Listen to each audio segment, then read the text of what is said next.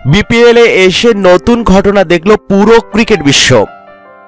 এদিন ব্যাট করতে এসে নিজের প্রান্ত বদল করে ফেললেন ডেভিড ওয়ার্নার। ক্রিস গেইলের বিপক্ষে ব্যাট করার আগে নিজের প্রান্ত বদল করে সফল হন তিনি। সেই ওভারে ব্যাট হাতে তিনি নেন 16 রান।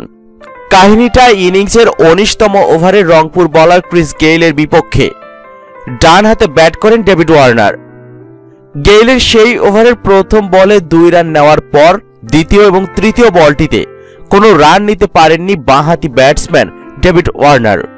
পরবর্তীতে আম্পায়ারের সাথে আলাপ করতে দেখা যায়। আম্পায়ারের সাথে আলাপ করে পরের 3 বল ডান হাতে ব্যাটিং করার সিদ্ধান্ত নেন তিনি। অবাক চোখে ওয়ার্নারের ডান হাতে ব্যাটিং দেখেছেন সিলেট আন্তর্জাতিক ক্রিকেট স্টেডিয়ামে থাকা প্রতিটি মানুষই, আর এ কারণেই আম্পায়ারের কাছে গিয়ে পারমিশন নিতে হয়েছে তাকে। ডান হাতে ব্যাটিং করে ক্রিস গেইলের করা চতুর্থ বলটি স্ট্রেট শট করে ছক্কা হাঁকান ডেভিড ওয়ার্নার।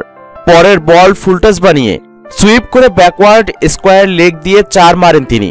শেষ বলে রিভার্স সুইপ করে শর্ট থার্ড ম্যানকে পরাস্ত করে 4 মারেন ডেভিড ওয়ার্নার, আর তাতেই সফল হন তিনি। এই ম্যাচে 36 বলে 61 রানে অপরাজিত থাকেন ডেভিড ওয়ার্নার।